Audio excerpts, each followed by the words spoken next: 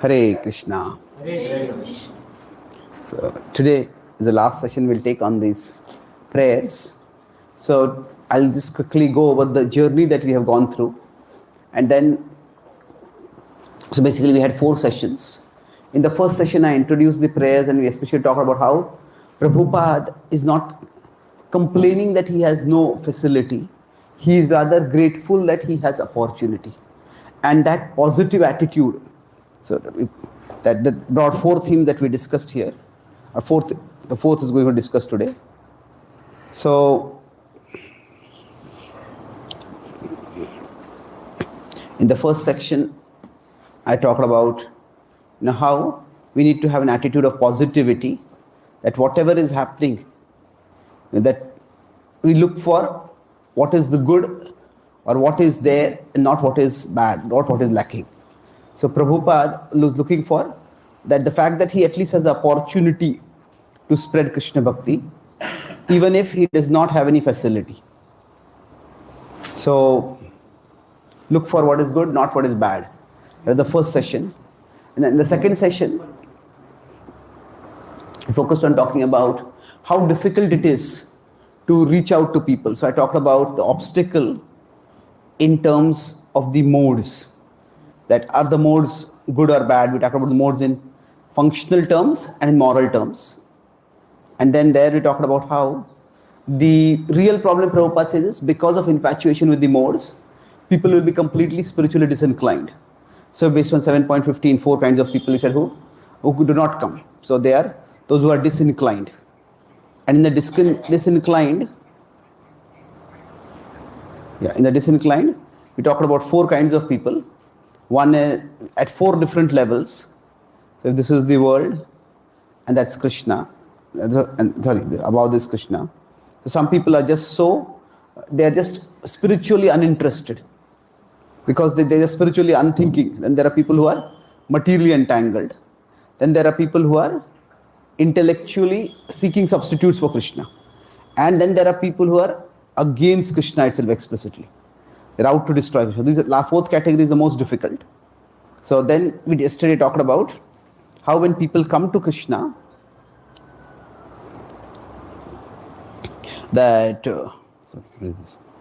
when people come to Krishna, we need to be able to have a broad vision. And this was based on 7.16, that the 2 kinds of people, I am not good enough for the world and the world is not good enough for me. So within that, those who become spiritually inclined, say this is the world, they look back because I not good enough, that is Artho and Jigyasu, or Artho and Artharthi. And the Jnani is, the world is not good enough. So basically then we discussed broadly the 3 approaches to outreach. So then you remember the 3 approaches? Rejection. Yes, rejection, complementation, improvement. So rejection is the world is temporary, get out of it and come to Krishna. Complementation is, material life is important, but spiritual life is also important. Both are together. And improvement is where your practice spirituality because it will improve your material life. So we could say in the first generation, ISKCON was mostly here.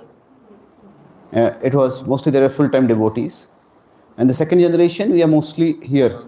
We could say that the majority is here.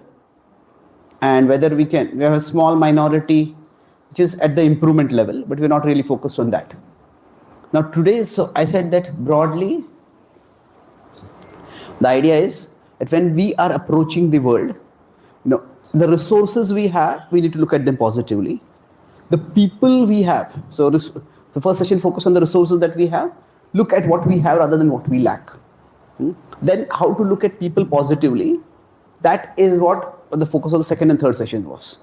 But today we'll focus on self. How we can look at ourselves positively. What is our vision of ourselves? So broadly, any kind of outreach is foundationally based on a positive attitude. What is that positive attitude? Positive attitude is that people can change. Positive attitude is that I can change and I can be an instrument of change for others. And even in the world, you may say this is Kali Yuga, this is such a difficult place. It is all true. But ultimately, Kali Yuga is not the highest reality.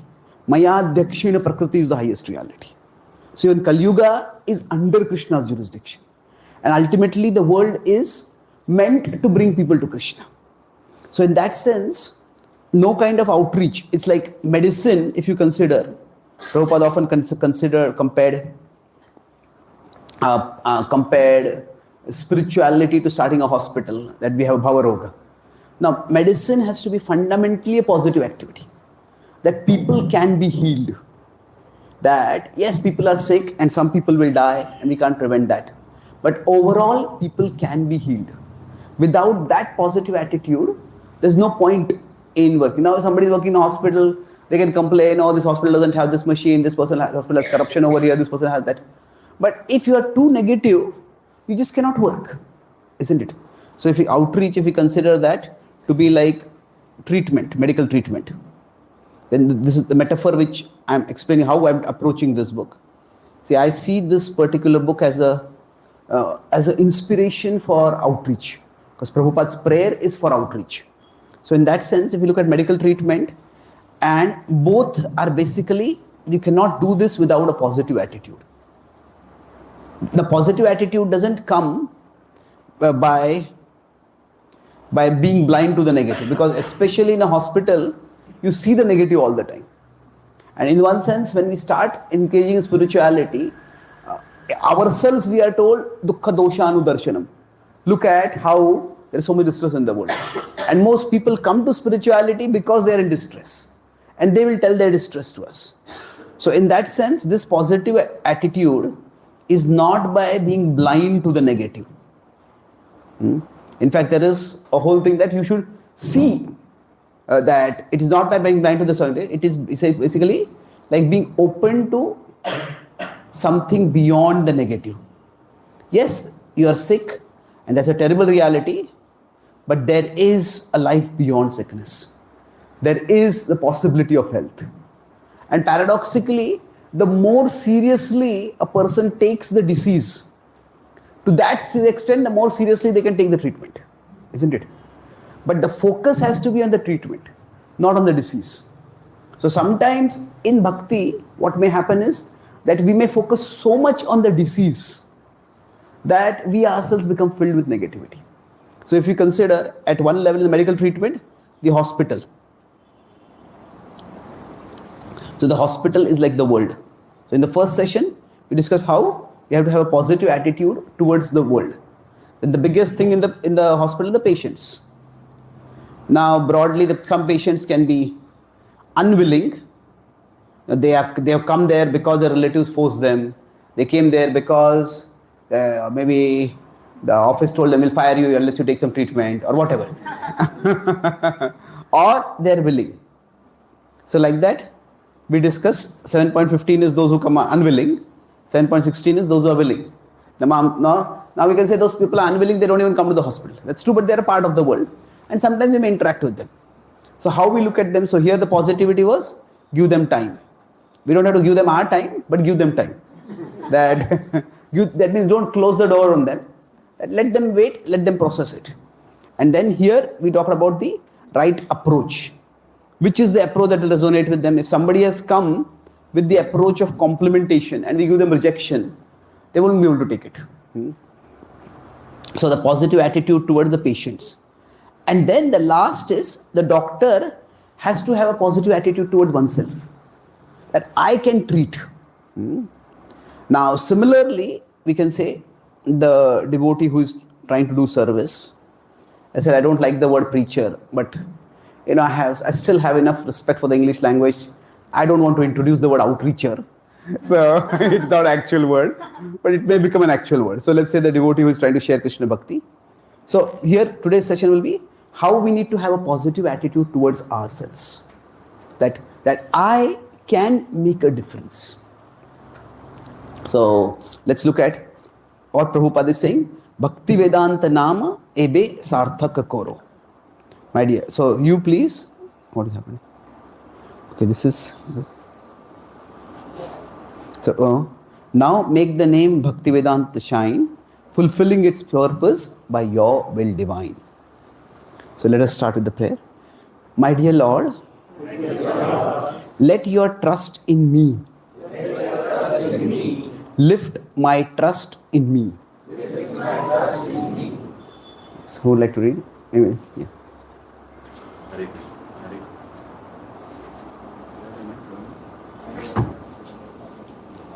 Sorry. Hare Krishna. My dear Lord, Sorry. This coming. Srila Prabhupada reveals how he views the title Bhaktivedanta not as an entitlement or a recognition of what he has achieved, but as an encouragement, responsibility to rise up to. Bless me to see the gifts I have received with similar gratitude and gratitude. Yes. So during Bhaktivedanta Thakur's time, in general in the Gaudiya Math, there was this convention of giving titles to devotees. So many of Bhaktivedanta Thakur's disciples had various titles. And now Bhaktivedanta was a title that was given by Prabhupada's godbrothers to him. And then Prabhupada himself was a title given by Prabhupada's disciples to him. That in the first generation, there were many titles like Vishnupad and Bhagavatpad and other titles where there are Acharyapad. But now generally in the first generation itself, its devotees are, it's not generally encouraged. Because it can go to people's head, and so we appreciate and glorify devotees. But so this is a title that was given to him. And now a title can lead to a sense of entitlement, that I deserve this because I have this title. Or it can be a sense of encouragement, that okay, you have this potential and I have this potential, let me develop it. So I'll talk about 3 things today, depending on how much time we have, that how humility can be misunderstood or misapplied, and how that can lead to negativity. And then how the bhakti itself, devotion, can be misunderstood. And then within that, how guilt can be misunderstood. So let's start first with humility. That humility in itself is not denial of ability. That somebody has some ability and they said, I don't have that ability. That is not humility. Why is that not humility? Because the point of humility at one level is to not be self-conscious. So self-consciousness this is the self. So self-consciousness has 2 sides. One is that I am so wonderful. I am so wonderful, I am so great, I am so glorious. The only problem in my life is people don't understand how wonderful I am. So we could say this is ego. That is one kind of self-consciousness. So as soon as I come to a place, the only thing I notice is how many people bow down to me, how many people notice me and are respectful to me. So now that level of self-consciousness is unhealthy. But the other side of the coin is, I am so dreadful. I am so worthless. I am good for nothing. I am such a terrible person that if I come to the temple, the whole temple will get contaminated. So I don't want to come here at all. So both are forms of self-consciousness. And essentially humility is that we come out of that self-consciousness. That there is a purpose to my life that is bigger than me. So we become more conscious of that. And ultimately we become conscious of Krishna. So now for us humility is the launching pad to be able to focus our consciousness on Krishna. So self-consciousness can become an obstacle to Krishna consciousness.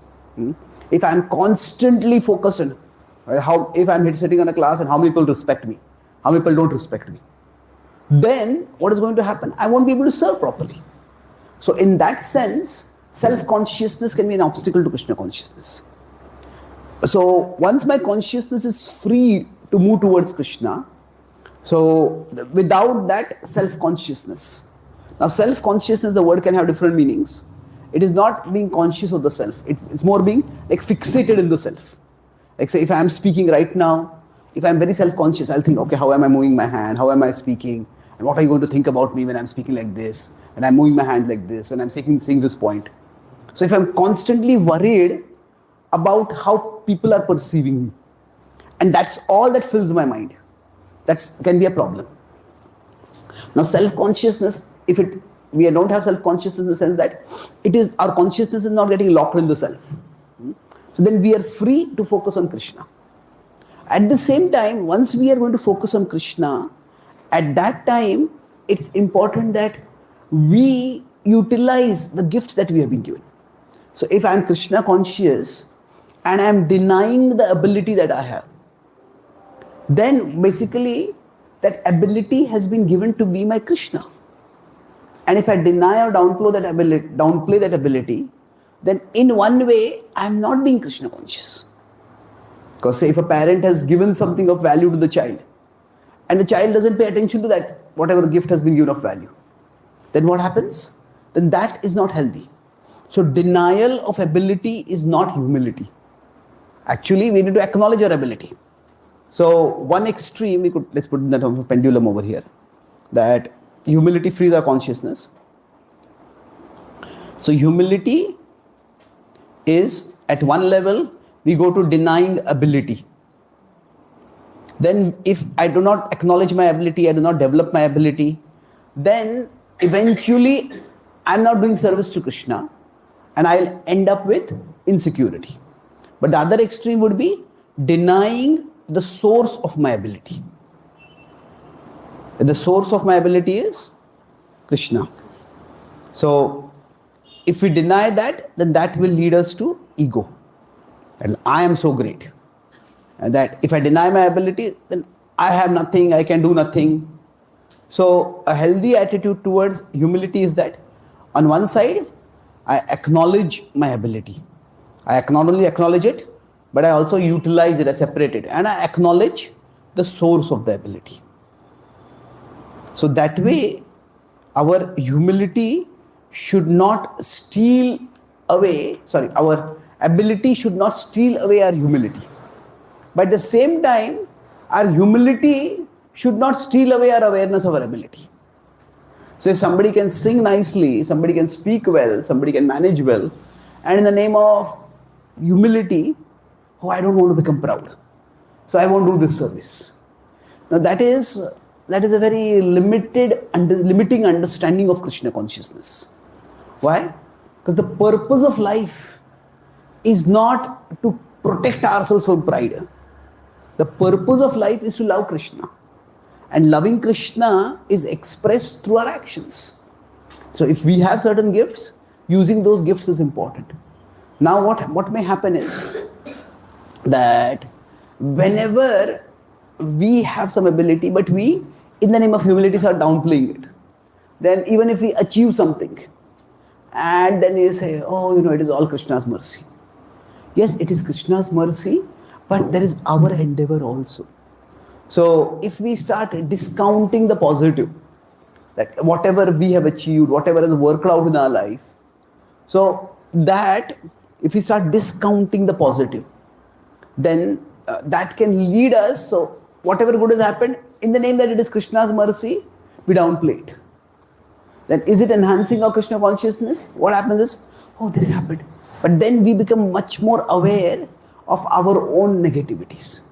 I can't do this, I didn't do this well, I made this mistake, I didn't meet the standard. And then on one side, our ability, which could have given us some positive emotion, we neglect that, we downplay that. And then whatever is our inability could be in terms of skill, inability could be in terms of values, we fixate on that. And then that can lead to an overall negative attitude, which is not at all healthy. So for us, this source of negativity, so Prabhupada is acknowledging. Prabhupada didn't say when he was given the title Bhakti-Vedanta, oh, I'm so fallen, I can't accept this title. No, Prabhupada accepted it, but he's saying, Krishna, ebe naam sarthak karo. You can make it fulfill. He's not saying I'm already Bhaktivedanta. You make it meaningful by enabling me, by using me as an instrument to fulfill your mission. So, like some devotees, I don't know how often it happens, but I remember in the early years, when the first decade of Krishna consciousness, there were two devotees who came to Pune, and both of them said, I'm so fallen, I cannot sit on the Vyasasana. They gave the Bhagavatam class sitting on the floor. Now the only thing that happened was that everybody had to crane their necks to look at them. So isn't it? So, what is the point of making life more inconvenient for others in the name of your humility? Isn't it? So now sometimes Krishna can inspire different people in different ways, and they may feel that way, and you can respect the sentiment. But is that a standard or a desired expression of humility? No. If our focus is on the service, how best can I do the service? And we accept the facilities that are there, we develop the abilities that we have for that. So acknowledging our ability, so we approach this with, at one sense, gratitude and gravity. What is the gravity part? The gratitude part is this: I have this ability. The gravity part is, this is the ability that has been given to me by Krishna. I have a devotee friend, very prominent preacher, and he's got currently very severe throat problems. And he's been told, he's been speaking so many times, speaking for so long and so much, that now he's been told he cannot give any classes for at least the next 1 year. Now, I was talking with him, and he's one of the most prominent preachers in our movement, the second generation. So I was telling him how he's managing it. So he's saying that initially, first few days, it was very difficult, but I was trying to absorb myself in Shastra. But he says now, right, whenever I was studying Shastra, it was primarily to look for points that I could speak. So now, when that purpose is gone, I have two choices. Either what is the point of studying Shastra? Or the point of studying Shastra is to immerse myself in Krishna. Slowly I'm trying to come towards that. So the thing is that our ability can go away from us at any moment. And that's why that gravity is important. This is the gift that Krishna has given me, let me use it in Krishna's service. So gratitude and gravity both are there. So we acknowledge our ability and we acknowledge the source of our ability. That way, we will have, so generally, how does positivity come? See, the world is so big and we are so small. Quite often we may feel, what difference can I make? Like in a hospital, there is a huge hospital, there are 500 doctors. There are 10,000 patients in the hospital, like multi-speciality hospital. Now one doctor may think, what can I do? Well, no, if you are there, you can do some things. Now to make a difference, if in a hospital a patient treats even one, in a doctor treats even one patient, that is making a difference. So some other doctor might be so famous and so competent that in one day they treat 50 patients. Another doctor may treat only 5 patients. But that's okay. So we need to be able to see our ability positively and see that the ability has been given to me. It's a gift and it's meant for a purpose. So one vision, like one of the most universal visions of Bhakti we can say is that when we are in the world, that what we have is Krishna's gift to us. And what we do with what we have is our gift to Krishna. So, gift yataha pravrittir bhutanam yena sarvam idam tatam swakarmana tam abhyarcha siddhim vindati manava. So now for me to be able to do this, I have to acknowledge that I have these gifts. So in that sense, that's the fundamental positive attitude that everyone has some ability. And whatever we have, we acknowledge that, we appreciate that. And each one of us has abilities. So humility should not lead to the denial of the positive or the downplaying of the positive. Like humility needs to bring more into than the front light, the source of that ability, but not denial of the ability. So I was in Pune and once Chandramouli Maharaj had come there, and after the I was doing the translation for the class, and then after the class somebody asked a question, and while answering the question Maharaj forgot to actually stop for translation, and he went on for around 15 minutes continuously. And then after the class answer got over, he remembered and he looked at me. So then I tried to remember as much I could. Like Krishna's mercy, I have a good short-term memory. That's how I'm able to, at the end of a class, I can summarize most of the class. So after 1 year, I may not even remember a single point from the class, even if I have spoken it. But at least I have good short-term memory. So then Maharaj looked at me, the audience started laughing. And I started repeating the translation. And I spoke for around 15 minutes. And I repeated almost all the points. And then everybody applauded. So there was a senior devotee over there in the class. After that, he said, it was remarkable, you remembered everything. And then I said, make this a habit, it's Krishna's mercy. And he said, and if you remember that, that is Krishna's greater mercy. So, actually, if you remember that, we can say my ability is Krishna's mercy, but to deeply feel that this is actually Krishna's mercy, that is the greater mercy of Krishna. So, for all of us, this is the first part, that we acknowledge our ability and we acknowledge the source of our ability. Let's move to the next part. Who would like to read?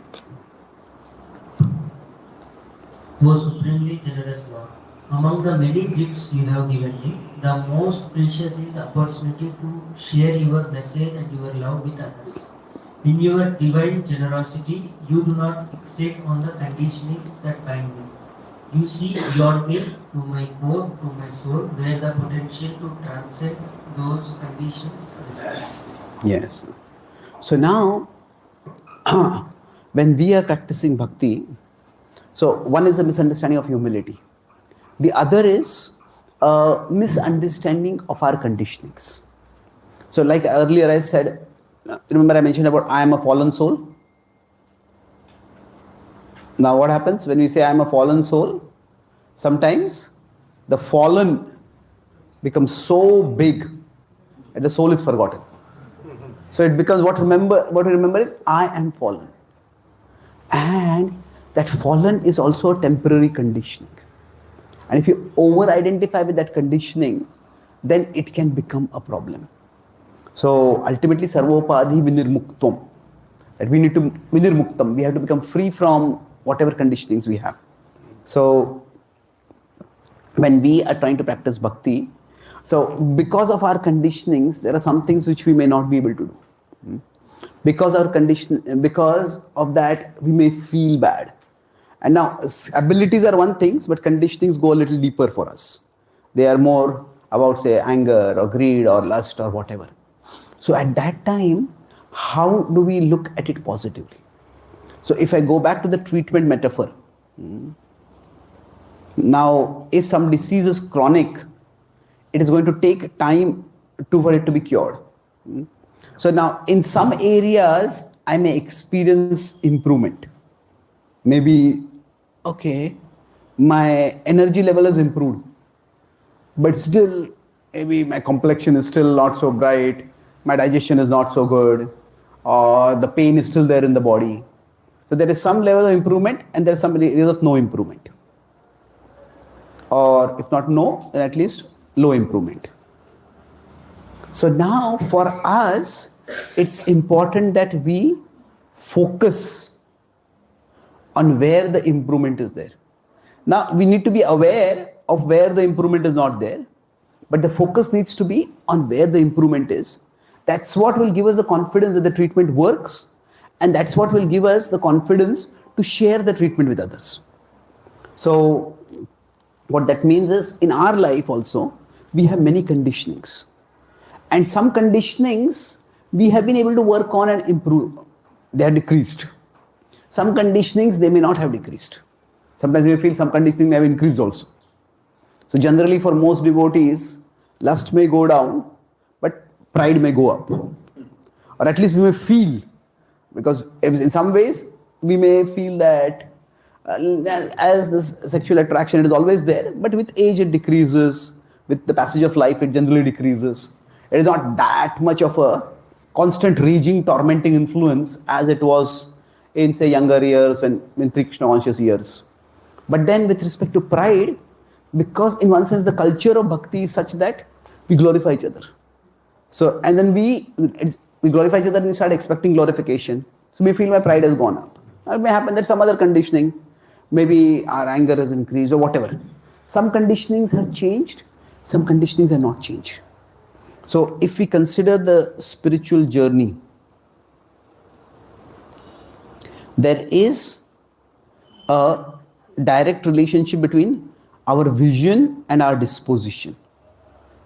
Vision is what I see, and disposition is what I think about or what I tend to see. So in general, if, like I going back to the same point about humility earlier, if my main problem is insecurity or my main problem is ego, and we may have both of these problems at different times. If I have insecurity, then look back to see how far I have come. That there have been changes in my life. How far I have come. And that will give us confidence. That will prevent the insecurity in us. Now, if the problem is ego, then look ahead to see how far I have to go. We read Chaitanya Charitamrita, we read how the kind of ecstasy the saints had, how the kind of dedication the great saints had, how far I have to go.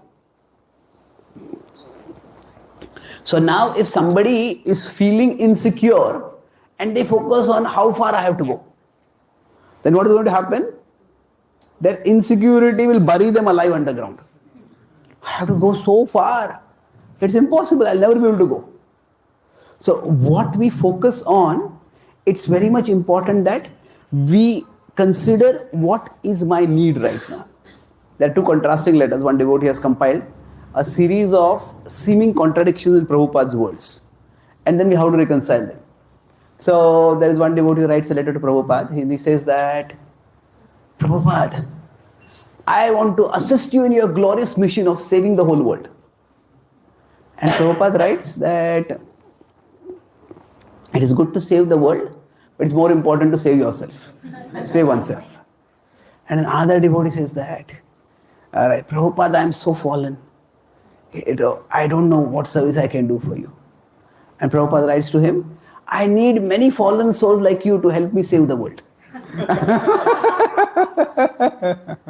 So the idea is if somebody is flying too high, we need to bring them on the ground. But somebody is already halfway underground, don't push them underground to get them out. So in scripture, we will see that both visions are there. And Bhishma, for example, in his prayers, he's talking with Yudhishthir, he says, Tathapekanta bhakteshu pashya bhupanukampitam yanme syustajatah sakshat krishno darshanamagataha.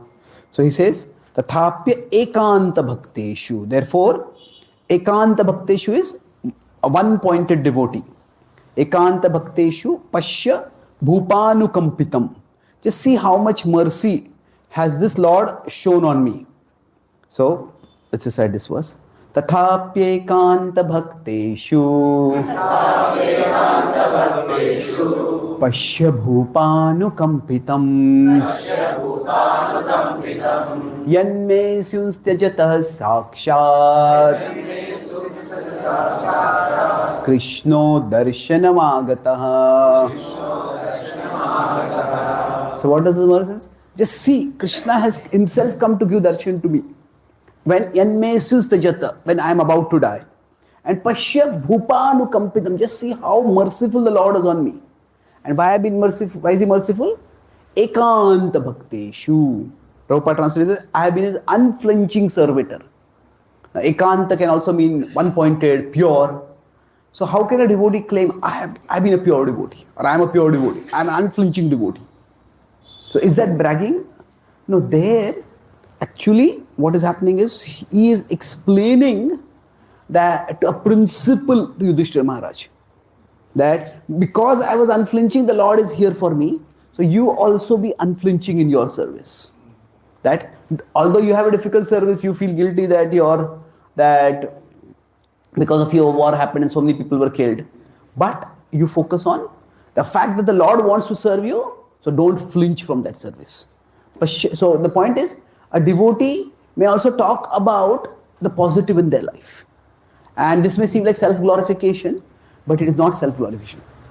Now Bhishma also, at least from ethical perspective, by remaining silent, relatively silent when Draupadi was being disrobed, or not being very assertive when Krishna came as a peace messenger. We could say that some of his ethical decisions were not that right. And that is also true. He's not denying that. But what is he focusing on? That Krishna is here with me. Despite whatever mistakes I might have made, Krishna is here with me because my heart was in the right place. So the broader point that what we focus on is based on how best we can serve. So our vision is a function of our disposition. And a devotee's disposition always is, I want to serve you, O Lord. So whichever vision encourages us in our service, that is the vision we focus on. So thinking too much, I have so many conditionings. If that starts discouraging us, making us feel hopeless, then look at the conditionings that have decreased. To whatever degree they may have decreased. We see that and we focus on that. Similarly, in Prahlad's prayers also there's an evolution in his prayers. In one prayer he says that, Bahuvya sapatnya iva geha patim lunanti. He says, all my senses are going wild and they're pulling me in different directions. And he says, it's like as a person being pulled by multiple spouses. Yes, being dragged here and there. I am caught like that. But then a few verses later he says that, Naivo dvije paraduratyaya vaitaranyas. I have no worry about going out of material existence. Why? Twadvirya gayan mahamrita magna chitta. I'm absorbed in remembering you. So if we look at the prayers themselves, there is an evolution of thought in his prayers. So when he is first of all started by pointing out how he is so terribly trapped in this material existence, he says, I am Ugra Jate. I was born to Hiranyakashipu, who is a demon. So I am in a terrible position, O Lord, I need your mercy.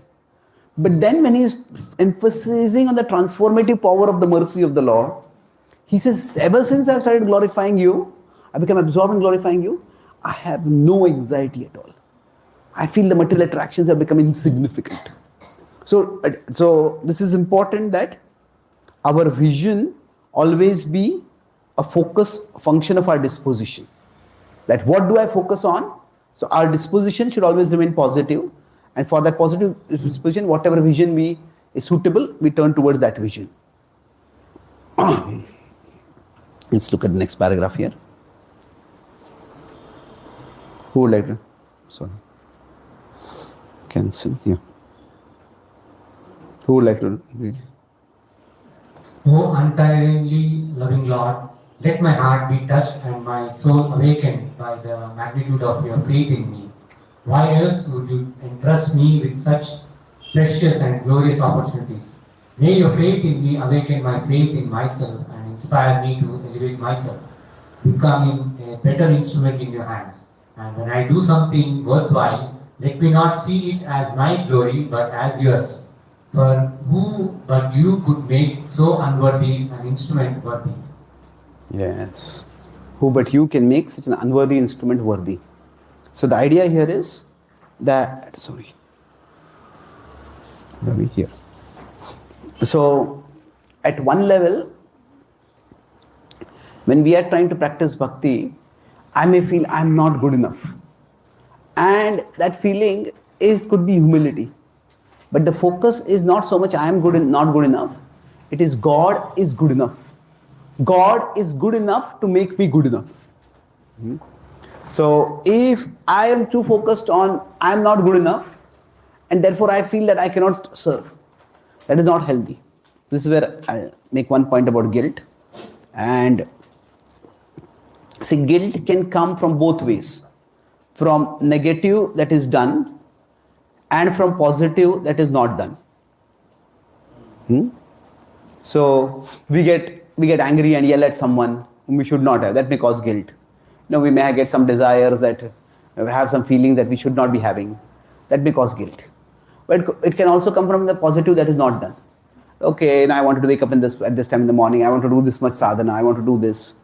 So both ways can lead to guilt. And now, guilt itself is a good thing. See, I am here. If here there is the right course of action and here there is the wrong course of action.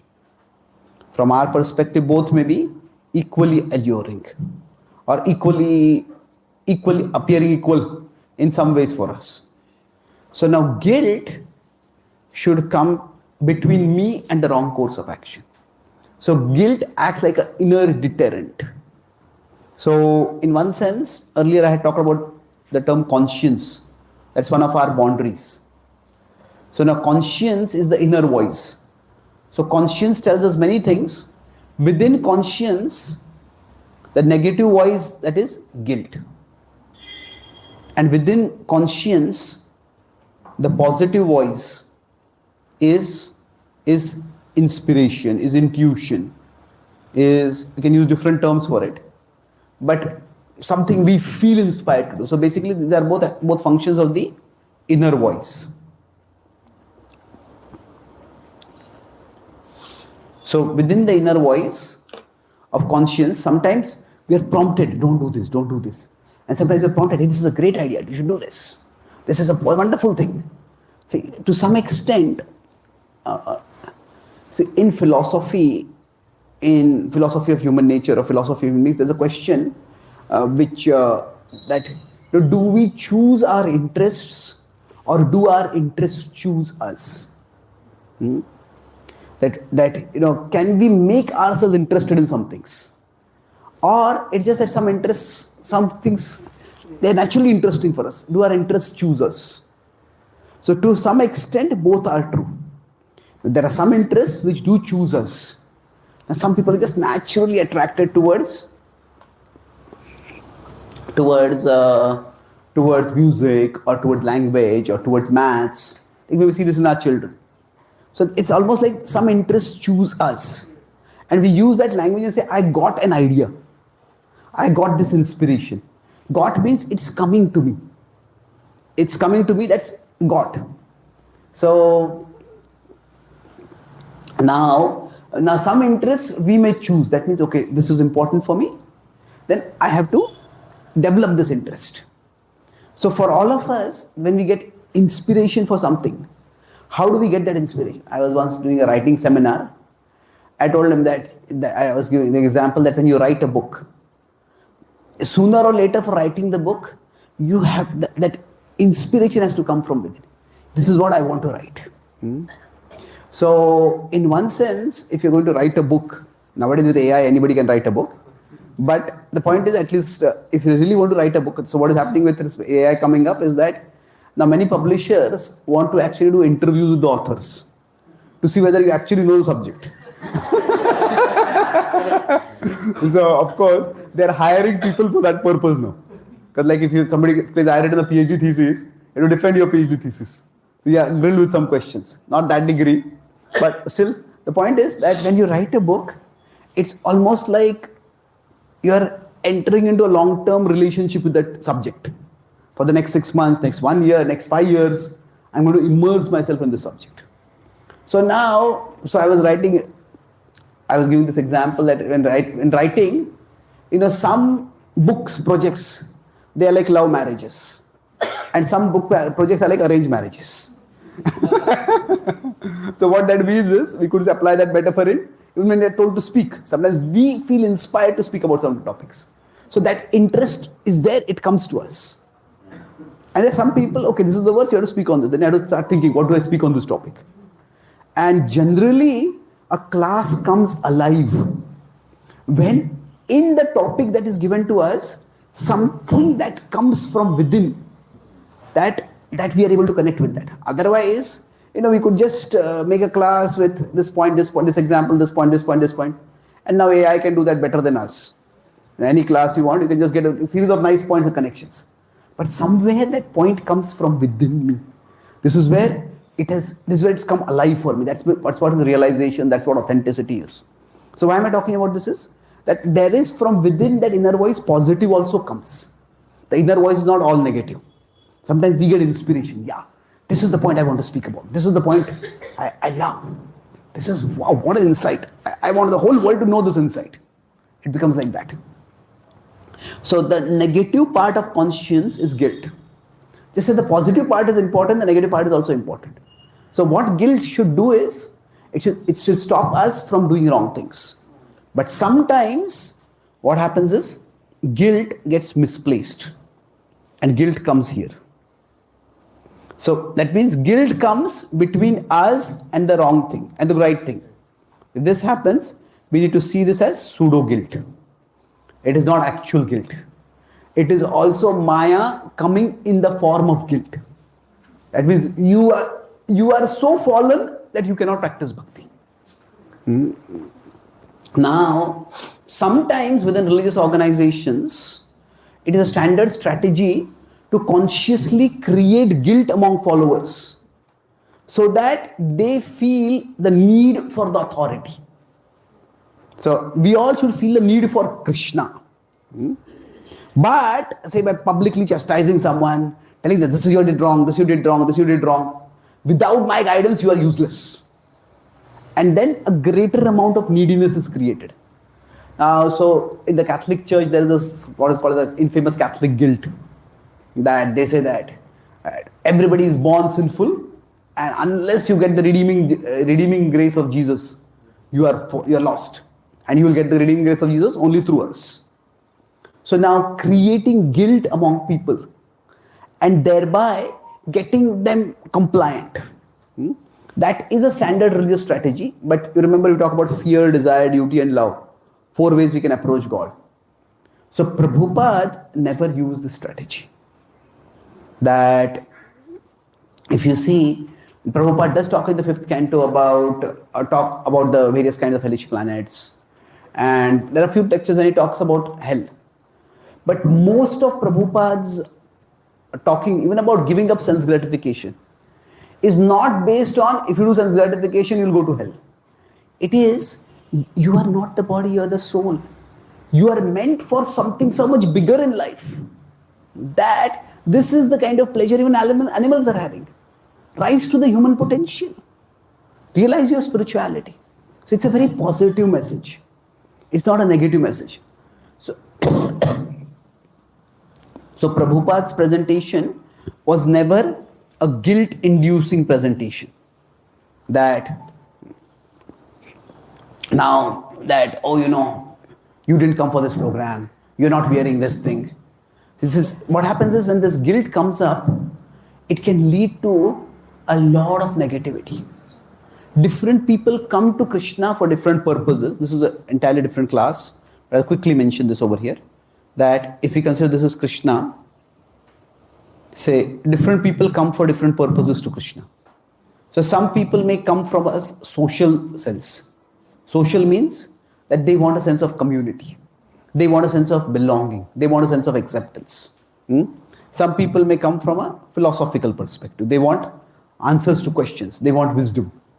But say, majority of people come because modern society is so lonely. That it's like previously we had joint families, then we had nuclear families, now the nucleus is split. And there's protons and neutrons and electrons and just orbiting around. So now what happens is, people are lonely and they want to feel accepted. When somebody comes to a satsang and the first thing somebody asks, why are you not wearing dhoti kurta? Why are you not wearing sari? Why is your tilak? Then people don't feel accepted, they feel judged over there. And everybody in the world is judging me. If I go to a particular place, what brand of clothes are you wearing? Based on that, people judge how wealthy you must be, what kind of car you came in, how fluently do you speak.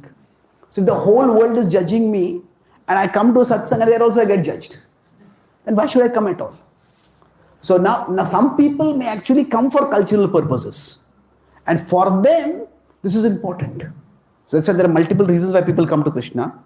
Somebody comes for cultural purposes, then they will very be conscious, okay, this is our culture, this is the way I should dress, this is the way I should come. But not everybody is coming for that purpose. And if we focus, if the way we interact, we are constantly judging people and making people feel judged. Judging is unavoidable to some extent. But if that is the prominent mode of interaction, then that kind of guilt will alienate people away from Krishna. There's one devotee in India. His parents were devotees and he was just not interested in bhakti at all. And he went to America for his higher studies. He got in New York, he was in New York, and then he went to the Bhakti Center. And there he just blossomed in bhakti. So when I met him, I used to know him from India. He was quite artistic, so he had done some service for me for some of my books layout. So when I met him in America, I asked him, what inspired you to take up, his parents were very happy. What inspired you to take up bhakti in America? So he says, in India, whenever I would go to a temple, the first thing people would ask me is, how many rounds are you chanting? And are you chanting your rounds? How many rounds are you chanting? He says, when I went to America to the Bhakti Center, I was just welcome. Nobody asked me. He said, I've been coming here for 1 year, at least 2 years now. He says, nobody has till now asked how many rounds are you chanting. He says, I feel just so accepted. I don't feel that I am going to be judged when I come here. So now, is that the only way to present Krishna consciousness? No, but that's an important way. That if now in America there's no family, there's no extended family, so he's alone, and naturally, there is the newness of the Western culture, and the freedom, all that is there. But after some time, we need the familiar also. See, in life, what happens is, if everything is too familiar, we want the novel. But if everything becomes novel, then we want the familiar. Isn't it? Life has to be a balance between familiarity and novelty. So in India, people often take Krishna consciousness lightly because it's too familiar. But in the West, the culture is so different, this has become novel. There's not there so much over here. So the idea is that he needed that sense of community, and if he had gone to a temple where he had been judged, then he would have just given up bhakti completely. So that sense of guilt, we should not be feeling it, and we should not be creating it in others.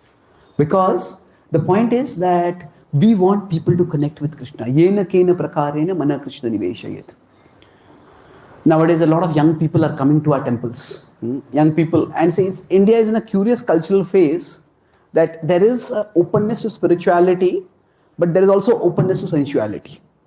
So that, say for example, young people will come, they will often, boys and girls will come together. And when they come to the temple, it's fascinating. They could go to pubs, they could go to parties, but still they want to come to temple. And then many times they want to take selfies in the temple. And sometimes they want to take selfies with Krishna. So now, this question was asked to Radhanath Maharaj in Radha Gopinath temple, that if people want to take selfies with Krishna, with the deities, what should we do? So Maharaj says it's not good that people turn their back to the deities.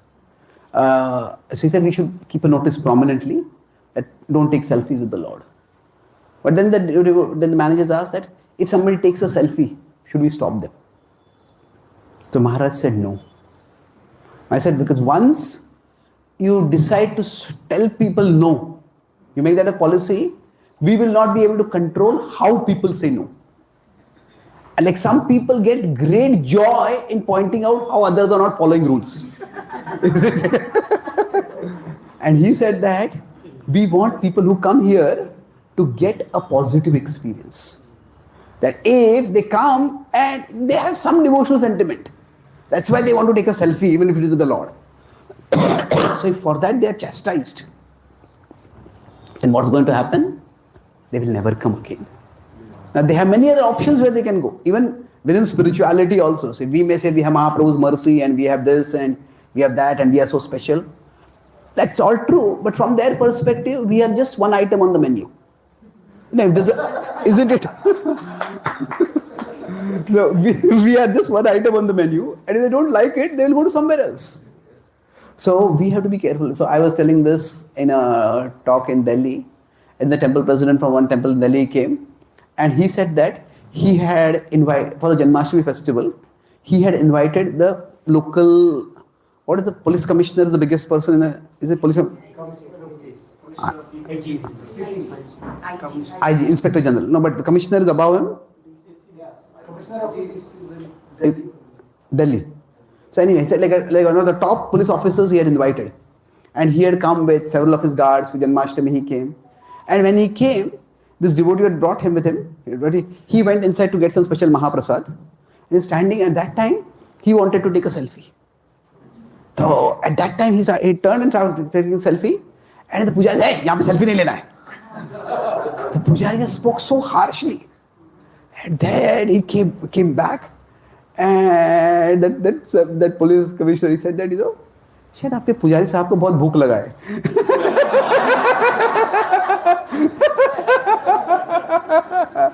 So he took it, he did not take it, so he was not offended literally. But he said after that, I have invited, he has never come to the temple. So now, the Desha Kala Patra is also important.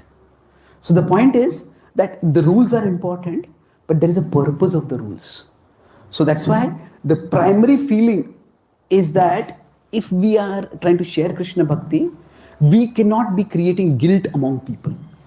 We need to be creating a warmth atmosphere by which people have a feeling of positivity in their life. And that positivity towards ourselves and positivity towards others is what is going to attract people towards Krishna. So I'll summarize what I discussed today. Today I was talking about a positive attitude or positive attitude towards the self.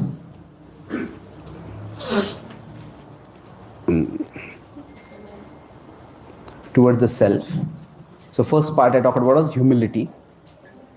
So humility, two extremes it can go is, we deny our ability and we deny the source of ability. So both are unhealthy. Denying ability will make us insecure. Denying the source of ability will make us egoistic. So in between is that we acknowledge both. We acknowledge our ability, and then that will give us a sense of gratitude. And then we acknowledge the source of our ability, that will give us a sense of gravity, that I have to do something significantly important. Then that it's like a hospital metaphor, that we see that there are problems with the hospital, but the hospital is there to treat, and I have some talent, some abilities by which I can treat. Now then second was about our conditionings.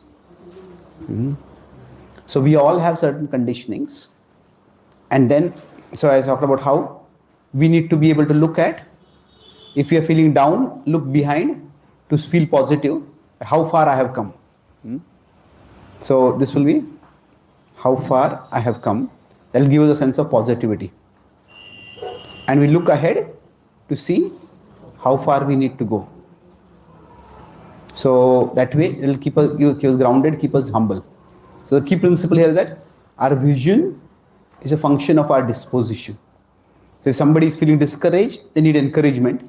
If somebody is feeling too much high in the sky, they need to be brought on the ground. And then last part, I discussed about our specific practices. That with specific practices, that practices or actions we could say that we do, that guilt should be coming between us and the wrong thing, not between us and the right thing. If guilt is made in such a way that guilt can act as an inner deterrent, that is good. But if guilt comes here in between us and Krishna, then that is bad.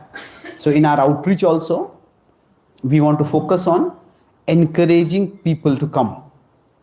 So people, if they feel judged, they will not come. If they feel welcomed, if they feel valued, if they feel accepted, that's when they will keep coming. Now, eventually judging also has to happen. But the focus needs to be on much more on giving people a sense of acceptance. So that way, we can make sure that they can come being closer to Krishna. So we have a positive vision of ourselves and we have a positive vision of others. So Krishna has entrusted us with the opportunity to serve. So if Krishna trusts me, then I should trust myself. If Krishna sees some value in me, that's how I've been given this opportunity. So I see that value in myself and I keep moving ahead in my life. Thank you very much. Hare Krishna.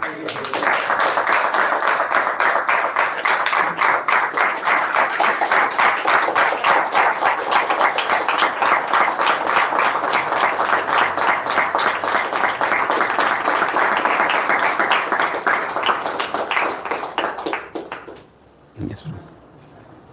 Any questions or comments? Yeah, I have a question, Prabhuji.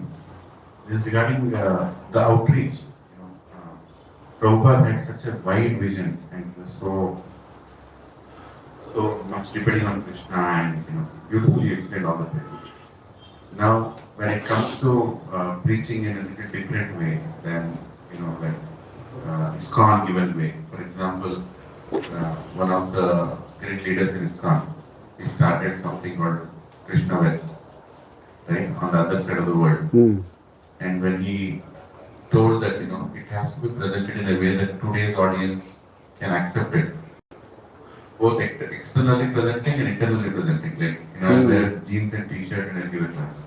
Or I'll just come in a blazer and I'll take you on a yatra.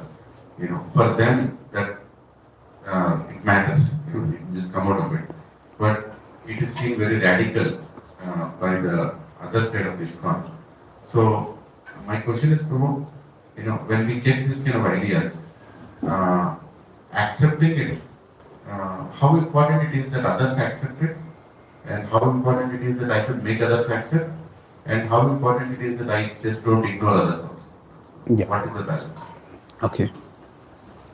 So, I won't go into the specifics of the Krishna West part because that will require elaborate explanation. We can talk separately.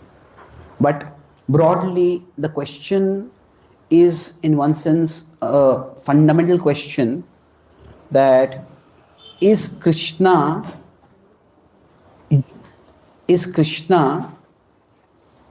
transcendental to cultural? Is Krishna transcendental to culture? Or is Krishna, you could say, accessible through culture? That means you could say that there are different cultures in the world. So say here there is Indian culture. And then you can have American culture, you can have Japanese culture. Many of the European countries have their own cultures.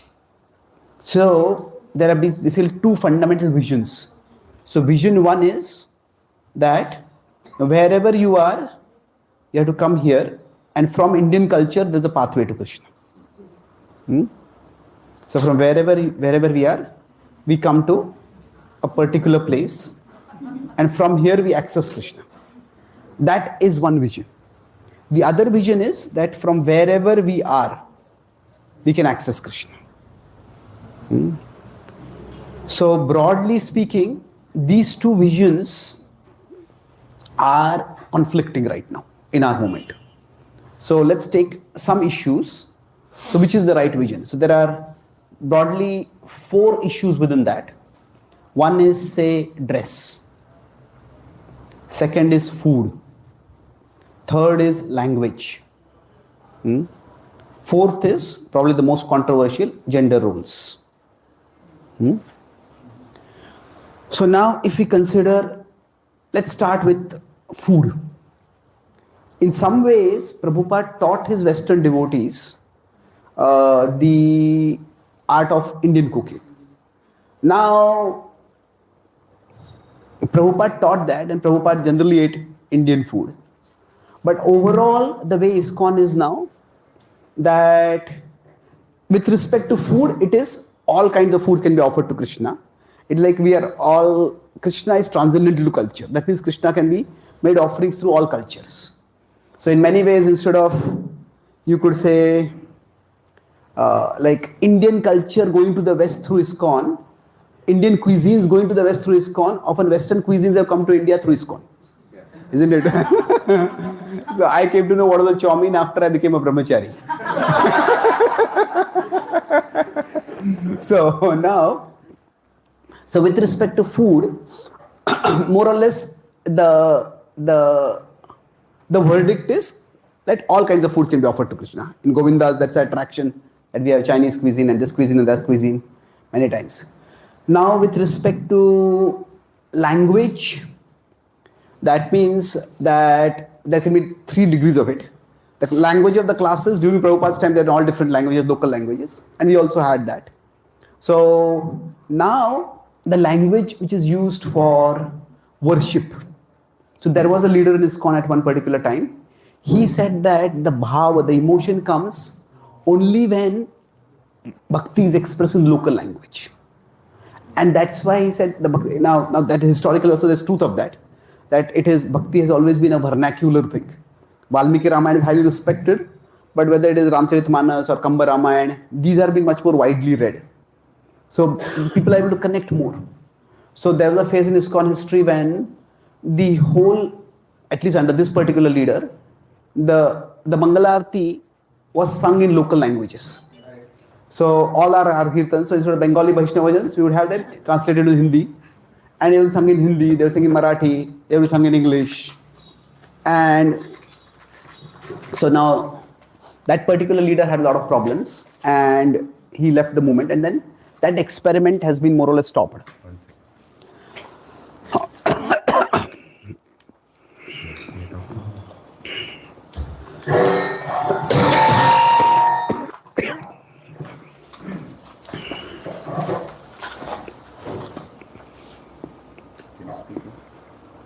So let's call this as terms as, this is culture specific and culture transcendent. So that Krishna consciousness is culture specific or culture transcendent. So what has happened is, with respect to food, we can say more or less the debate, the way it has gone is, it is culture transcendent. With respect to dress, it has become culture specific. Now, sorry, it's not respect to food, with respect to dress. Sorry, with respect to language, we accept that at least the language of liturgy means the language of worship, has to be culture specific. So there was a time when this particular spiritual master also gave like Western names while initiating people. So there were 3 devotee sisters, they got the name, what I told you? Like Lily, Jasmine and Daffodil. That were their initiated names. So now actually Christians are doing that in India.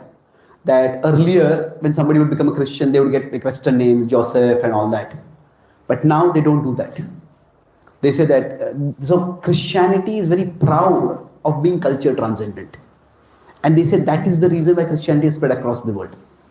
Now within Islam, they are much more culture specific.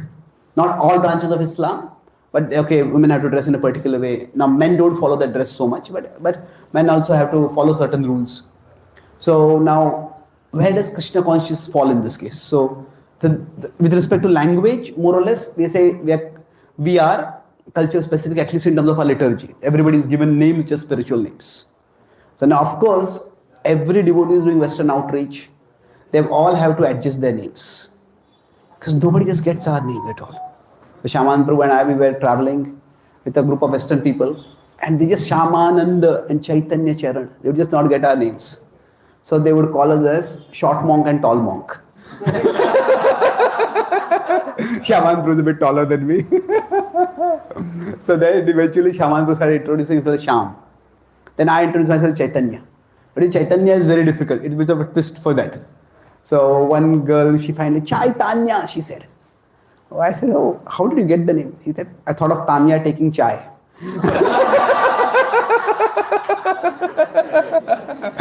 So I said, this is like a massacre of Sandhi, Sandhi Vigrah. So now in Western outreach, I introduce myself as Charan. It's a straightforward name. So almost everybody is doing Western outreach. The connection begins with the name. And the name itself is very difficult to pronounce for people. So everybody adapts their names. So I was talking with one spiritual master and he was saying, now when I have to give names in America, I have to think how they are going to shorten the name. And the shortening should also be acceptable. That they give names accordingly. There's one devotee in America, in Australia, his name is Sita Ram Lakshman Hanuman Das. So devotees, Western devotees call him Sita Prabhu. And they're at least called Sita Ram, So with this language, we are still quite culture specific, at least with respect to the worship of liturgy and other things. So now, with respect to dress. Now, in many ways, Prabhupada did emphasize the dress. And Prabhupada expressed often pride that devotees are dressed in dhoti kurta, they look like Vaikuntha people. Now, there are a number of letters of Prabhupada where he does say that dress is external. And when the devotee said that if they go for book distribution and in the West, and the book distribution will decrease if we start wearing devotee dress because it's becoming inaccessible for people. Then Prabhupada says that you can wear respectable civil clothes also. So you could say with respect to dress, it's probably like it's transcendental as well as specific. So here how it has become is, we transcend the dress for outreach. And the specific is the dress for our own practice. So in the morning program, we come in a particular dress. So in our in-house, internal place, we have a specific dress. And when I first went to America, I saw even Western sannyasi disciples of Prabhupada wearing shirt pant. I was a little taken aback by that. So they said that, this is the dress I am comfortable in. So for the morning program, they wear saffron. Not everybody. I saw 2-3 of them like that. And they said, this is just a natural dress for me. So now, how much should we insist on that? There's some debate about this. So now, with respect to gender roles, I think that's probably the most polarizing at this point. And it's not just a polarizing with respect to ISKCON. I think that's one of the defining differences between the first world and third world. So, and then we have ISKCON in India. India is not exactly in the third world, but a significant part of India is affected by third world values. And the first world is there's gender equality. It's not exactly an absolute value, but it's an important value. So, functionally speaking, we have Vaishnavis doing most of the services that Prabhus do, but some services they don't do, and to what extent they should be doing, they should not be doing. Some people say this is Western feminist influence coming in India, but then others say during Prabhupada's times, Prabhupada himself engaged everybody in other various services. So then, this is a debated question. So I won't get into the specifics of that, but the point is that when, regarding your specific question, when we come up with, we recognize that there is something specific needed for outreach. So now in the West, it is natural that people will find our dress a bit weird. So there's also a big difference. Sometimes they would say that Dalai Lama still wears a traditional dress, and that is true. So for monks, it's important to have a traditional dress, but for householders, their dress can be more normal. That's the attitude that people should feel that I have to become like this. There is a huge cultural distance that they have to travel. And are they ready to do that? So cultural curiosity is very high. Indradhanush Maharaj does this Festival of India, and tell me the most popular stall, one of the most popular stalls apart from the food stall, is the sari and the gopi dot stalls. So many Western women come there and they want to try out wearing a sari. But trying out is one thing. They will take a selfie and they will show it. But wearing a sari every day is another thing. That they don't want to do at all. So what happens in ISKCON, the distance between cultural curiosity and cultural commitment, not just commitment, compliance, that is very less. Somebody says, somebody joins us on the kirtan and the streets. Say, I had such a great time. Come tomorrow morning at 4:30 and come every day at 4:30. It becomes like that.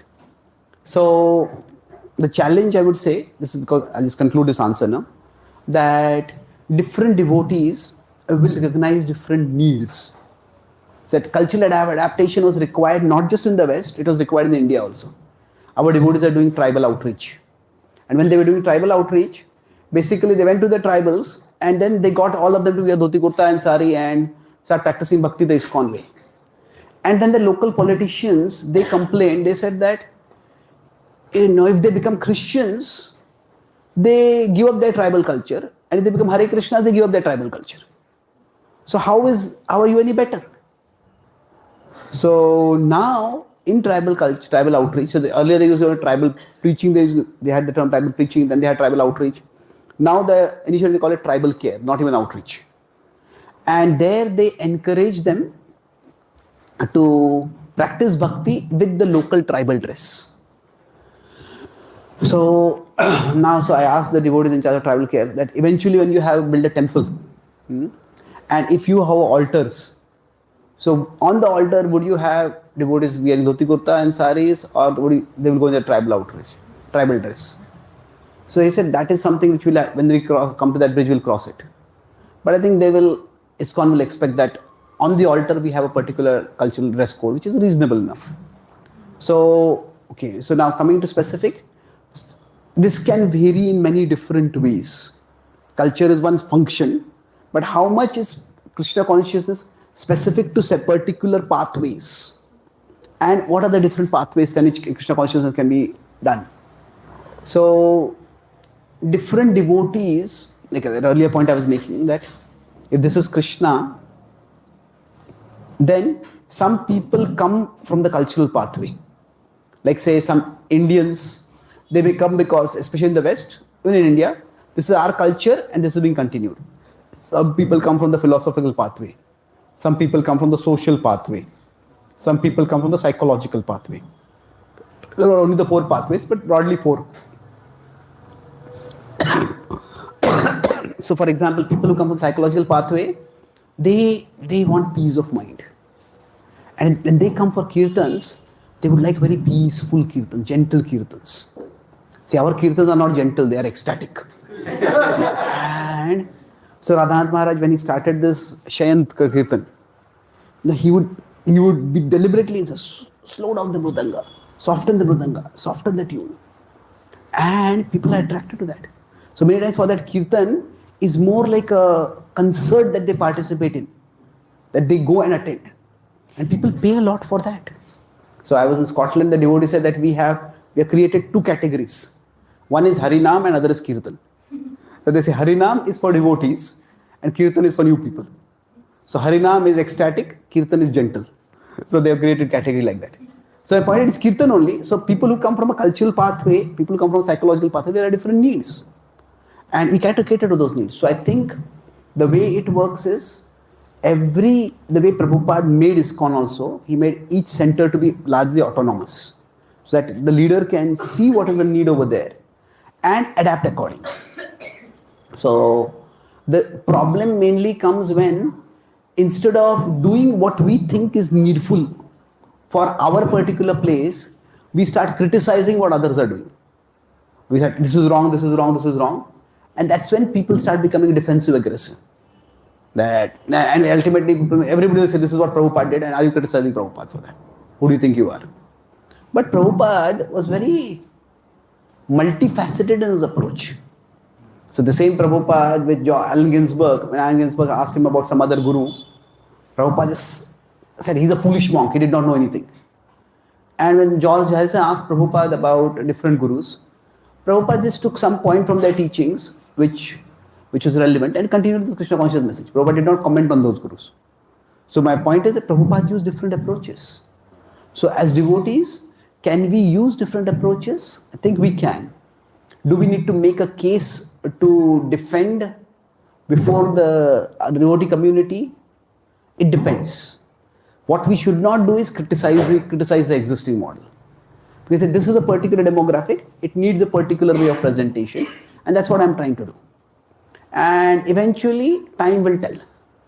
That if the model works, the people will see it, people will adopt it. If the model doesn't work, then it's a problem. So when, say now youth outreach has become very big, we have youth centers. So when the youth outreach started, at that time there was criticism, how dare you shorten the morning program? Who do you think you are? Prabhupada has given the morning program. How dare you shorten it?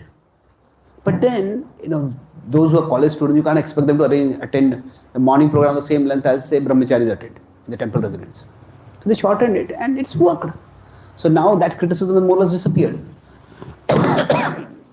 So I think without criticizing anyone else, if we do something on our own for serving the needs that we observe, right now I think our movement has become much broader, and unless we criticize someone else, generally most people don't get on the case of someone for doing a particular thing. Okay? Probably just one extension of the question is that you told how we have to, how we can change and at the same time, follow and not criticize others. Now my question is, say I'm in ISKCON for some time, I'm going to one other person's satsang. Somebody has called me. I've never been there. First time I'm going there. Now as soon as I go, my judgmental eyes start. Okay, how many people are senior here? How many people are junior here? How many people are new people here? And immediately my calculation starts. How many people are wearing dhoti? How many people are wearing tilak? How many people are wearing? So then the whole mood is set. That okay, so this is a very serious satsang, or this is a very casual satsang, or this is very naive satsang. I don't know. I keep putting all those things, and then I go and sit there and I maintain that impression. And after 4 or 5 months or some interaction with those devotees, I realized, all my judgments were wrong. So the help that I need from you, if it's possible, is what is the vision I should keep when I go to any satsang so that I don't make such mistakes? Yes, thank you. It's a very important question. So when we go to any other place and we start judging them, how many people wear dhoti kurta, what is what, and then that's how we may later on realize that our judgment, we think this is not a very serious satsang, but it may turn out to be serious. So see, whenever we approach any situation, there is always a combination of judgment and curiosity. So what happens is that now how much should be the percentage of judgment, how much should be the percentage of curiosity? Now there are some personality types analysis. Myers-Briggs did a famous analysis. So he says that some people are by nature more go toward judgment. So when they go to a particular place, they focus on what is right, what is wrong. That's just the way their mind works. And some people, they focus on what is. Not what is right or wrong, what is. Okay, what is there? That's curiosity. So some people naturally go towards, naturally oriented towards judgment, some people naturally oriented towards curiosity. However, for us, we need a combination of both. So now if what happens is, if we have only judgment, then what is that? Two things problem can be. We will be imposing our ideas on them, and there will be no learning for us. Maybe they are doing something different and there's something good about it. There's no learning for us. On the other hand, if there is only curiosity and no judgment at all. Okay, curiosity means, okay, even though I am giving a class, I am here to learn about these people. So one of my favorite prayers, which I try to at least mentally repeat, I try to do it before every class, but at least I try to do it when I'm giving to very new audiences. My dear Lord, help me to learn how to help others to learn. So help me to learn how to help others to learn. So it's like, I got this prayer, I was staying at one devotee's home, and that devotee's child has got autism. So they, now normally parents want to teach subjects to their children at home initially, and then the school will teach them. So that mother was telling me that actually, it's not that the child with autism is dumb, but I have to learn how my child learns, and then I can teach my child. So I found that a very striking example, that in different places, I have to learn how to help others to learn. So curiosity is important. But if curiosity, if we have only curiosity, then we will just go towards all relativism. That I am going here, and even if something is wrong, I don't even point it out, and people don't even come to know about it. So if I'm not pointed out in the class, but I talk with the leader, I'll talk with the GBC if I see something seriously wrong. So after all, then it will just become relativism, and I'm not really representing or serving my tradition. All relativism, no service to tradition. So I'm just going there to see what is happening, because I am supposed there to teach also. So now the balance between the two of these is that we see what is, and we also see what is right and wrong. So if our natural vision is to see in terms of what is right and wrong, then we need to focus on building curiosity. If our natural vision is towards curiosity, then we need to focus on judging. So I think both are required. In the Mahabharata, there's a description, Bhagavatam also description is there that when the queens of when Krishna came to meet the Pandavas in the forest, at that time Krishna brought his queens also, because he wanted to pacify Draupadi also, and Draupadi could get some female company. So at that time the queens asked Draupadi, that is, how do you keep 5 husbands satisfied? How do you manage that? What all do you do? So the thing is, at that time, so they're learning. That one set of devotees are learning from another devotee, how do you serve? So that is curiosity and openness. So I think both are required. And in ISKCON, to some extent, judging is emphasized more than curiosity. See, Athato Brahma Jigyasa, it is not just a sloka to speak to new people. That Brahma Jigyasa is a lifelong thing. As how is Krishna acting over here? How is Krishna manifesting in this person's heart and this person's life?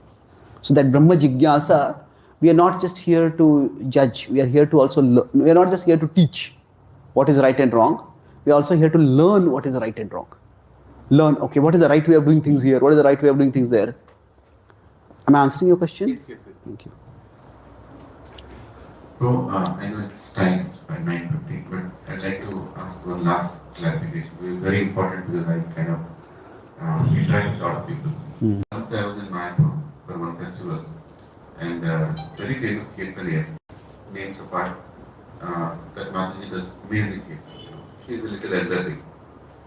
So now everybody, you know, we enjoyed the kirtan, all that is nice and great. Kirtan Mela basically was there. And then me and my wife, when the festival is done, we were coming back to Hyderabad, went to the airport. And suddenly I saw that very same Mataji in a dress which is so inappropriate. You know, forget about even being, you know, open to any kind of dress. It was not a dress that you should wear even. You know, that kind of, I mean, you can ask me, how can I judge? But I'm just saying, I would what is going on. She said, none of your business. Just go ahead. And I was like, am I sure it's the same lady or then I started, you know, doing pradakshina just to make sure it's the same person. So then I felt our behavior as devotees, there is a comment and a question. You know, our behavior as devotees, we can't take an extreme end also. You know, where we bewilder the people in the name of being open or in the name of being accepted in society. After coming to Krishna consciousness, there has to be some things which are, if not very close to our way of living inside the satsang, but it should not be too far away also. You know, from what we are, what we are representing. Like I'm going and doing and I'm playing holy, playing cinema songs and touching everybody around and, you know, doing that is completely outside. And I'm playing holy, you know, playing a kirtan is completely inside. But there is always a big question mark, Prabhu, you know, how do you see, how do you not see? So this is my small comment, so you can please help me conclude. So, you know, sometimes as devotee we portray us, we are seen in a particular way. Like some kirtan here might be beautiful kirtans, but then later at airport they are dressed in a very different way, which may not be appropriate at all for a bhakta, a devotee. Let's say three different things over here. First is, certainly it is true that if a huge level of difference is there between how we conduct ourselves privately and how we conduct ourselves publicly, this is not private at an airport, but it's not public in the devotee community, then that is going to be jarring. That is going to create significant problems. So what would that mean? So it's like that if I am practicing bhakti, sorry, how should I put it over here? See, the journey of bhakti, if Krishna is here, I am building a bond towards Krishna. But every relationship is not just about a bond, it's also about a boundary. Isn't it? Like if a couple get married, now their relationship is about how they relate with each other. But if a man and a woman are married, then how the man deals with other women, how the woman deals with other men. There's a boundary to that also. So every relationship has a bond side and a boundary side. So now the complexity of relationships is such that both the way the bond is expressed and way the boundaries are expressed, there can be variability in that. Now, can there be unlimited variability in that? No. It's like if somebody says my bond with my partner is that I beat them up. Well, no, sometimes in affection or something it might be there, but in general, the bond, there are particular ways in which the bond has to come. And there are particular ways in which the boundary has to come. So there will be a range of boundaries that might be there. But still, some boundaries have to be there. So, when I had gone to Australia, I was talking with one devotee who was a prominent preacher over there. And while he was talking with me, and there was one Mataji who passed by. And clearly she was pregnant. And she was wearing a sari, so her midriff was visible. So while just talking with her, he just flipped his hand. So how's the baby doing? He touched her midriff. how's the baby doing? She's nice, thanks for asking. And she walked away. So I was taken aback. so then afterwards, he saw that I was disturbed. I asked him. And he said, she's just like my sister. I said, okay, even if she's like a sister, you're a sister, you won't touch like that, at least in India. But later I talked about is that they said that, it depends on the cultural context. How is she feeling? Is she feeling violated or is she feeling cared? So now we may say that, is it all subjective? It's not all subjective. But it's still not like complete 100% objective. So in the West, on almost all Western outreach programs, men and women, there's no separation in how they sit. Now, I found it a little jarring initially, but then I was talking with one devotee. He said, my girlfriend brought me to temple for the first time.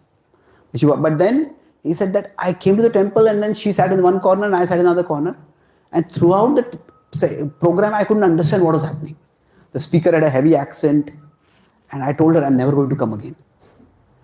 And then they went to a Western outreach program and where they didn't have those rules. Then he felt much more comfortable over there. So now in churches, at least in the West, I don't know how it is in Indian churches. But churches, the whole point is going to a church is like a family occasion. So the whole family sits together. Husband, wife, maybe parents, children, sisters, brothers, all of them. So there's a different approach, a different culture. When Prabhupada got the LA property, Prabhupada said that, the LA property, it was originally a church. And then he said that keep this as it is and let people come in with their shoes on. And let this be the place for the discourse and have the deities elsewhere. That's how they did initially, but then the other place was not big enough for the deities. Then we moved to Temple Hall.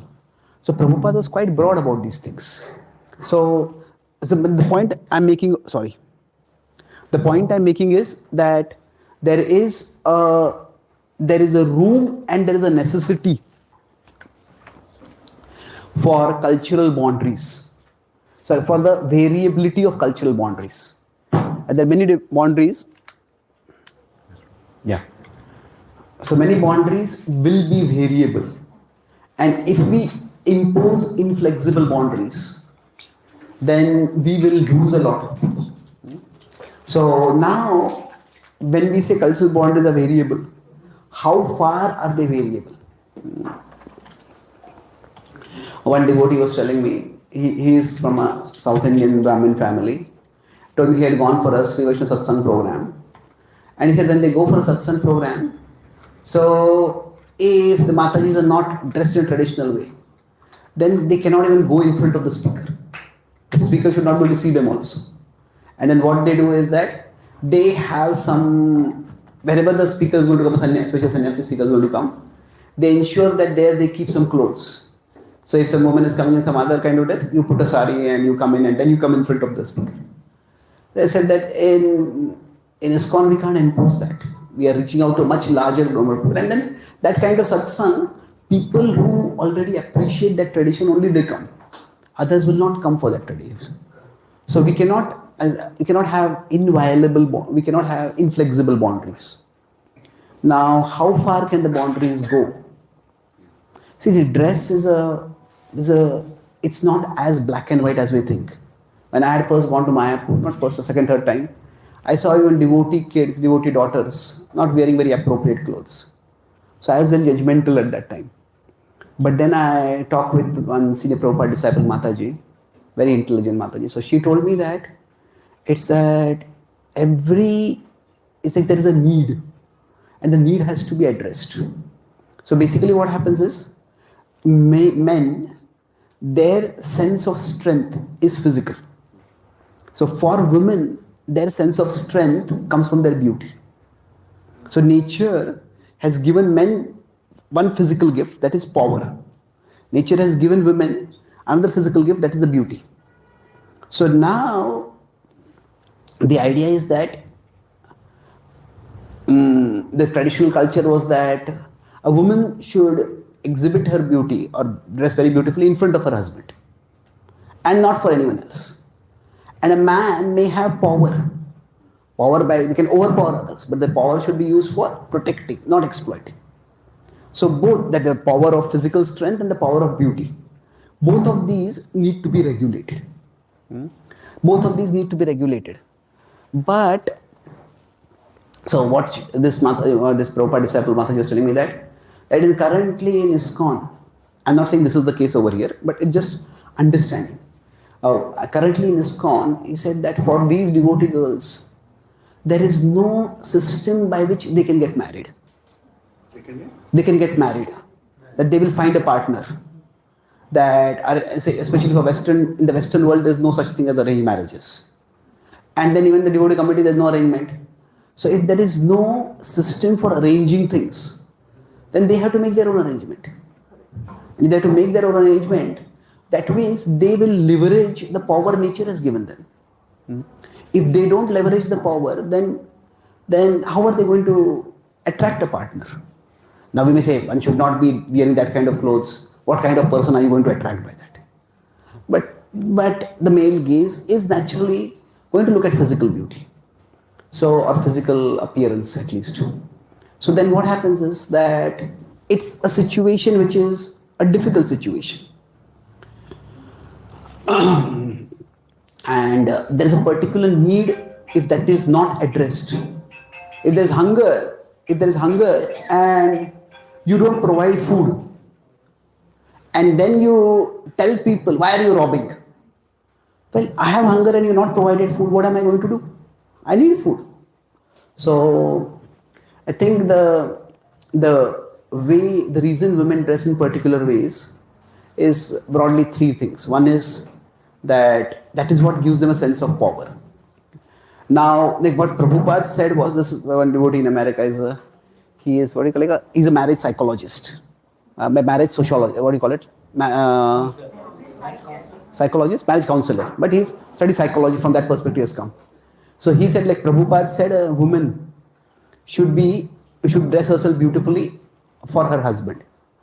But he said the way the modern mind works is that a man stops valuing his wife after some time.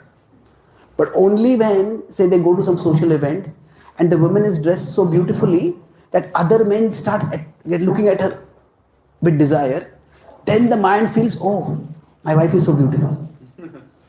And it's like, to the extent that the wife can trigger envy in other men, to that extent the man will value her.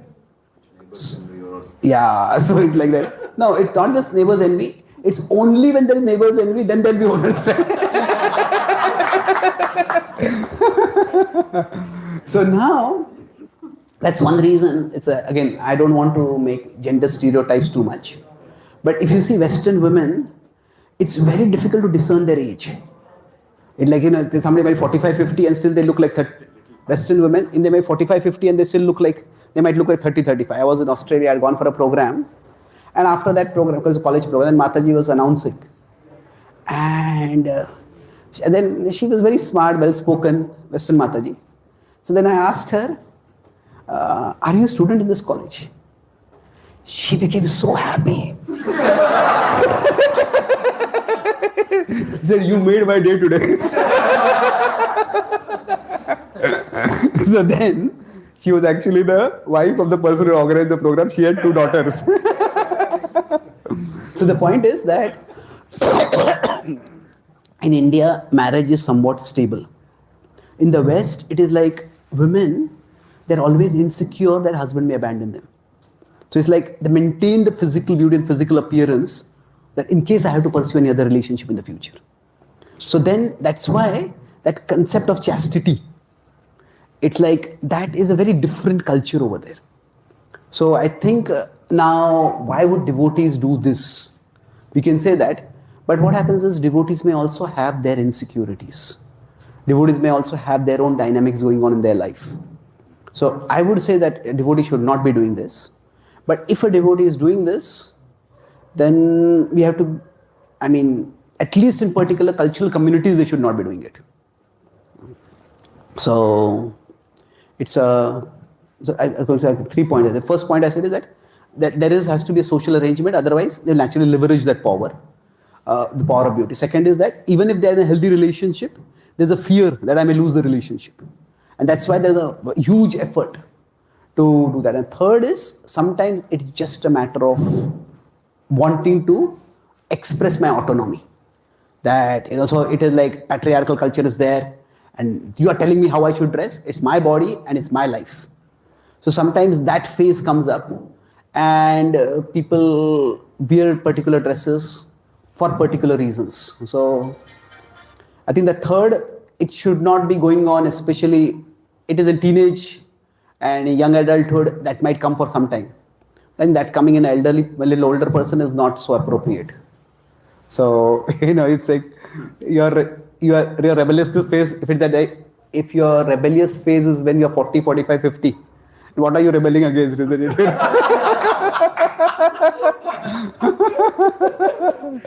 So, I would say that is not appropriate, but these are my broad thoughts about it. Thank you. Thank you. Hare Krishna.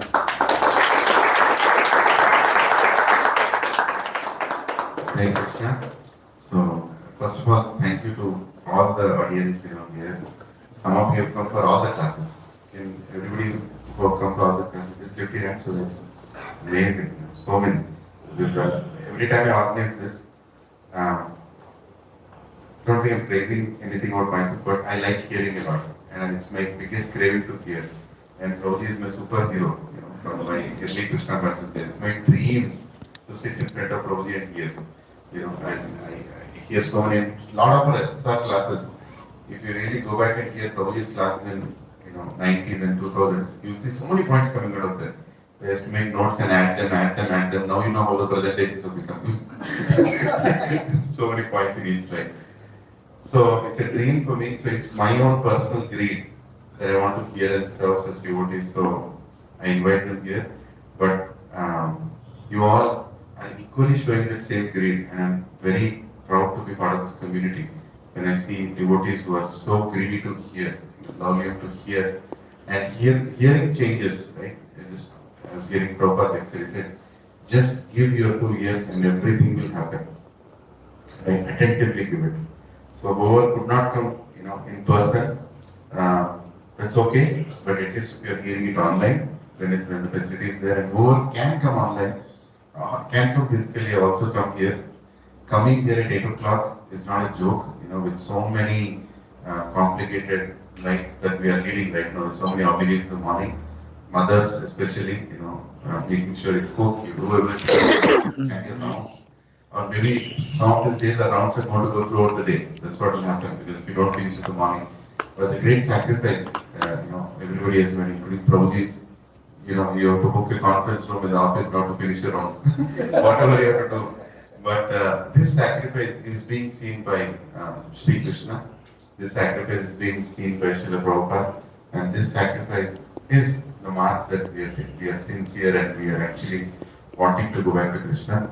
So thank you for exhibiting it as an inspiration. All of you don't think that you're just coming here and sitting here, actually inspiring 100 other people who want this kind of inspiration. So we will continue to conduct similar sessions. I always get a comment, why are you organizing during the weekdays? I only say that I'm only organizing for that one person who wants to come in here. So that's enough. Don't need 80 people, 100 people, 1,000 people. Even for that one person. And along with me, I want to be serious on that, somebody else, right? So, and I really am grateful to Prabhuji that you have extended yourself every morning. And we really look forward for this kind of series, Prabhuji, it really helps. Now, next time when I hear Srila Prabhupada's these prayers that he wrote, I remember all these things of how he was looking at the audience and what kind of compassion he was showing towards the audience as a service to his guru. Because we only hear, I'm doing this for my guru, but what kind of compassion, the underlying foundation that you brought out in the last 4 classes is really appreciable. And I think it's a must hear for all the preachers. Everybody who wants to share outreach should hear and take this book. If some of you have not taken this book, you can still take it. There are only 2 left. And if you want to gift it to some other devotee in some other part of the world who is also preaching, you can also ask her to do it. And there are Ramayana books. There are more than 70 books available right now. So what I'm planning to do, I'm going to take 5 books today. because there is somebody in the office whose birthday is their anniversary that I don't know what to give. So for 200 rupees, what kind of better gift can I buy than Ramayana, right? And that too in Telugu. So why don't we all just pick up and empty the box so that Prabhuji is not going back with some other, set of books. Whatever that you can take, it's the best way to have some stock. Recently, me and my wife are taking stock of all books in the house. We realized we have duplicate 100 books. Because she also bought, I also bought. No, we created another rack that now it's very easy for us to gift anybody. We know where that. Just go pick up the best book from the rack and just give it. So then I realized that actually we need to have this kind of books in the house because you can't just go and create a gift, and especially if you get it signed also. People appreciate signed book, and this is a very good way of doing it. So there are those books, and there is another book that Prabhuji has written. It's about his Radhanaswami Maharaj, but it's about a journey of a saint. There are many sannyasis in ISKCON. Everybody has a glorious journey. Even those books are available. Some of you could not come to the abbots for the class. It's specifically for Mara disciples, but if you want to know, especially for people who are aspiring or already initiated with Mara, this is an opportunity. Prabhuji is here. You can take a signature and take it. And also for others, some of you God brothers who have not come, and others who want to understand the journey, you can still take it. Prabhuji is here. So all the books are there. Why don't we just take as many? Because today is the last class here in this trip of Prabhuji, and the last class is today evening in another place. So whoever can come to my home Ankura, Villa 473, please come. So, and that will be the last class on Ramayana. Yesterday's class was mind-blowing on Ramayana, and today, it will be, I'm sure, a lot more things to learn. So thank you. Let us thank Prabhuji with 3 loud and enthusiastic, heartfelt Haribols.